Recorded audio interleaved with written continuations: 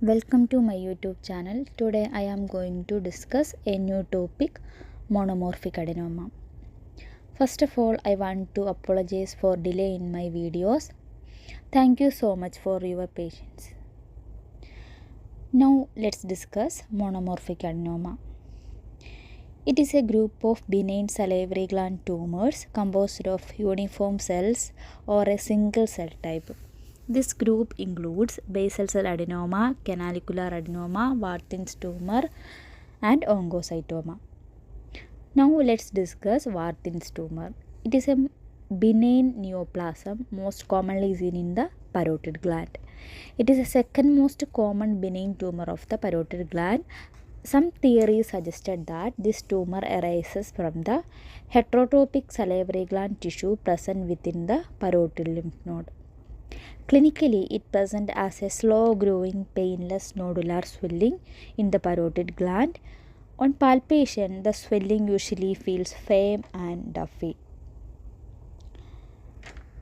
Warthin's tumor generally occurs in the 6th to 7th decade of life and shows a male predominance.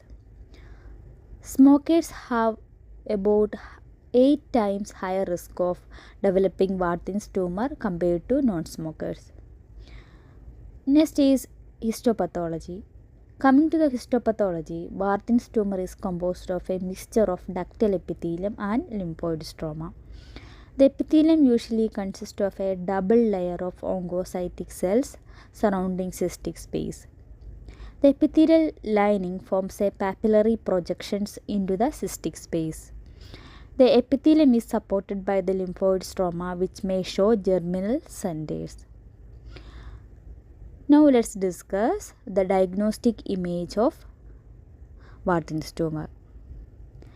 First we will discuss MRI findings. Warthin's tumor can be classified based on its appearance on MRI. That is classified into type 1, type 2, type 3. Type 1 tumors appears as an entirely cystic mass with a peripheral solid enhancing ring. Type 2 tumor shows both solid and cystic component. In type 2, again classified into type 2A and type 2B. In type 2A, present as a solid mass with a large cystic portion. Type 2B appears mainly as a solid mass with a small cystic space. In type 3, tumors appears as a entirely solid enhancing mass. Coming to the computer tomography, CT scans may show bilateral parotid tumors. The tumor density may not be uniform. The second CT image shows a well circumscribed lesion in both parotid glands. Now moving on to the management. The preferred treatment of Warthin's tumor is surgical removal. Now let's discuss canalicular adenoma. It is a benign tumor of salivary gland occurring almost exclusively in the minor salivary glands. Why it is called canalicular adenoma? Under the microscope, this benign tumor shows rods and cords of epithelial cells arranged in such a way that they resemble long, narrow, canal-like structures. The structures are lined by columnar or cuboidal epithelial cells. The main site of occurrence is the upper lip and buccal mucosa. The tumor usually appears in elderly adults and shows a strong female predilection. It presents as a slow-growing painless mass, usually measuring several millimeter to 2 centimeter in diameter.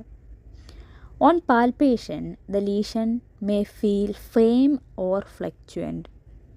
The overlying mucosa may appear bluish or normal in color.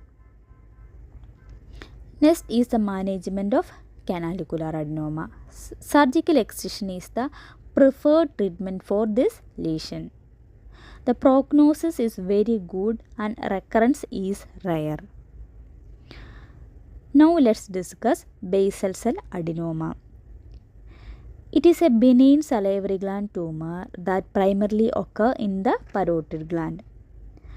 The second most common sites are glands of the upper lip and the buccal mucosa.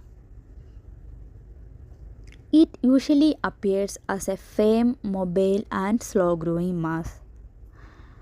The tumor can occur at any age, but it is most commonly seen in older adult females.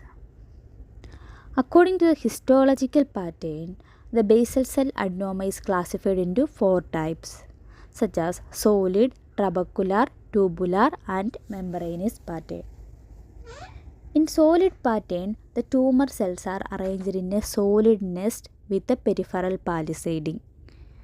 Next is trabecular pattern. In this pattern, the cells are arranged in a cord-like or trabecular strands. In the tubular pattern, characterized by the formation of small round duct-like structure or tubules which may be filled with secretions. Next is membranous pattern. In the membranous pattern, eosinophilic hyaline materials is present surrounding the tumor nest, giving it a characteristic appearance. Now we will discuss the diagnostic imaging of basal cell adenoma. First, MRI, the tumor appears as a well-circumscribed homogeneous mass on the MRI scan. Next is CT scan. The image shows a round, well-defined mass in the superficial lobe of the left parotid gland with homogeneous enhancement. This is a CT scan image of the tumor in the left parotid gland. Now let's discuss the treatment and prognosis of basal cell adenoma. Surgical excision is a recommended treatment for this condition. Recurrence is rare with one exception. The membranous subtype has a higher recurrence rate than other subtype. Next is oncocytoma. It is a rare benign salivary gland tumor that usually occurs in the parotid gland. Clinically, the tumor appears as a discrete encapsulated mass. The size is usually around 3 to 5 cm in diameter. It is most commonly seen in the elderly individuals with a female predilection. The lesion is usually asymptomatic. Histopathologically, the tumor is composed of oncocytic ductal cells that are rich in mitochondria. Next is management.